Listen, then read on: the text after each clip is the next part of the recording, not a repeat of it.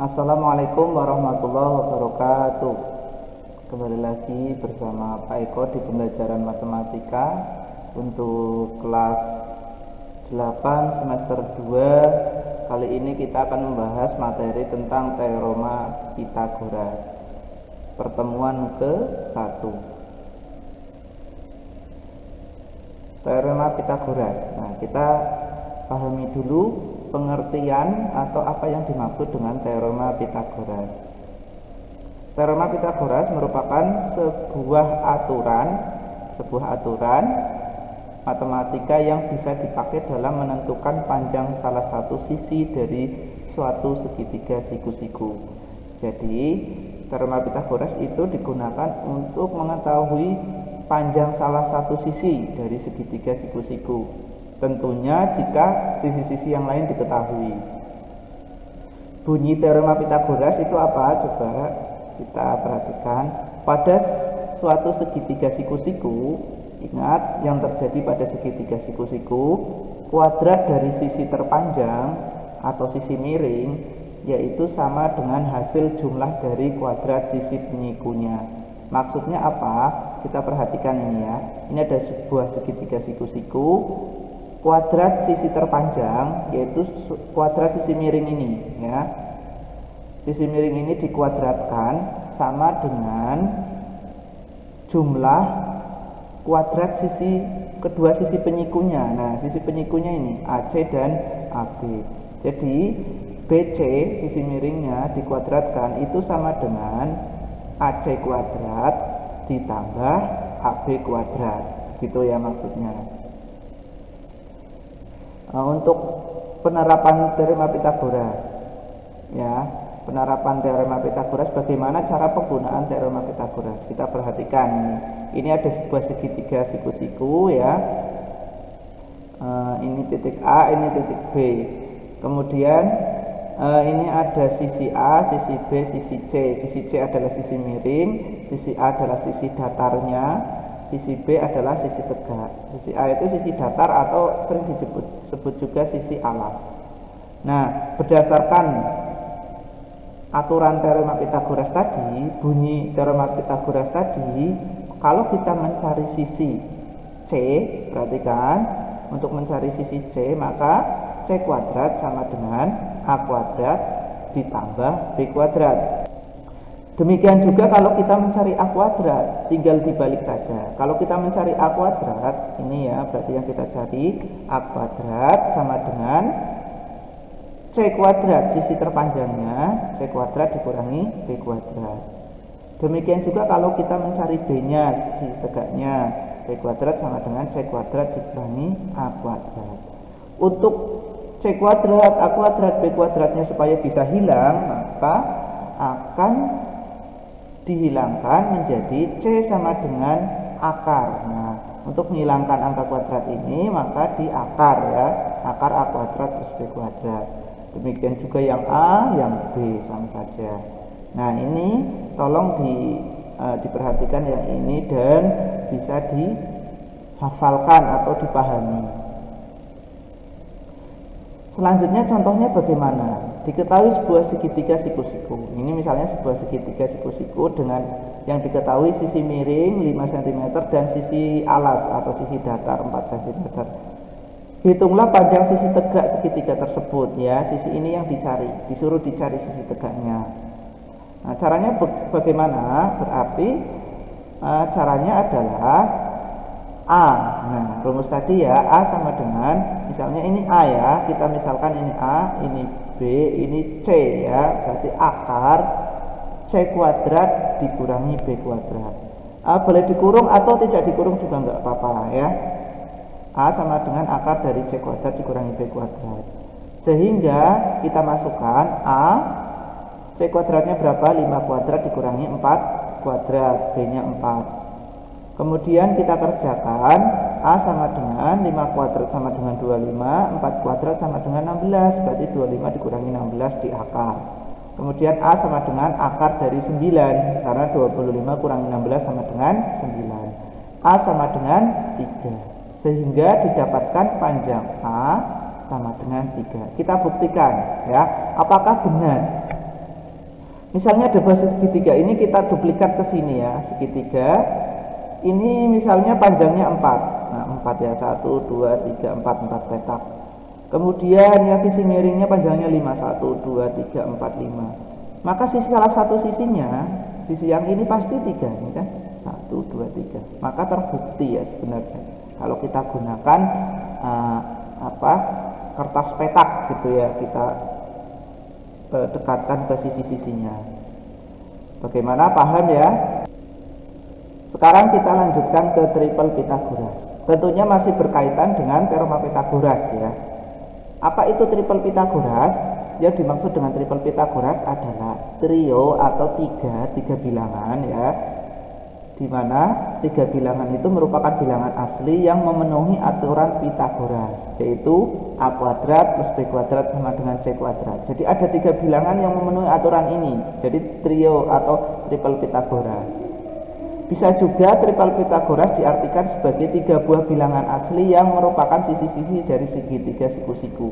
Ya kayak tadi, 3 yang kita cari tadi ya, 3, 4, 5 itu adalah trio Pythagoras. Contohnya ya, contoh trio Pythagoras ini 3, 4, dan 5. Ini merupakan sisi-sisi dari segitiga siku-siku. Kemudian nomor 2, contoh lain 5, 12, 13. Ini coba kalian cari deh, sama saja pasti. 5 kuadrat ditambah 12 kuadrat itu akan sama dengan 13 kuadrat. Itu namanya atau triple Pythagoras ya, namanya triple Pythagoras. Kemudian yang ketiga 6, 8, 10. Nanti bisa kalian buktikan. Terus bagaimana cara mencari triple Pythagoras? Cara menentukan triple Pythagoras itu bagaimana? Nah, ini ada cara untuk menentukan triple Pythagoras. Yang pertama, tetapkan 2 bilangan asli M dan N yang memenuhi M lebih dari N. Jadi M dan N ini ada sebuah simbol saja ya. Tetapkan sebuah bilangan di mana bilangan yang satunya harus lebih dari bilangan yang lain. Ya, dimisalkan dengan M dan N. Hitunglah masing-masing nilai M kuadrat dikurangi N kuadrat. Ini yang pertama. Kemudian 2 dikali M dikali N, itu yang kedua. Dan M kuadrat ditambah N kuadrat, itu yang ketiga. Jadi ini ada 3 bilangan nanti triple Pythagoras, 1, 2, 3 ya.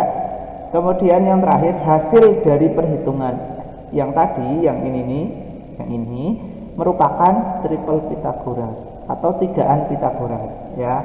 Kita cari, coba kita buktikan ya. Kita pilih bilangan sembarang, bilangan asli. Yang pertama bilangan yang pertama kita simbolkan dengan M, bilangan kedua kita simbolkan dengan N. M itu harus lebih dari N ya. Berarti kalau kita milih N-nya 1 ya pasti M-nya harus lebih dari 1. Ya, boleh 2, boleh 3 dan sebagainya.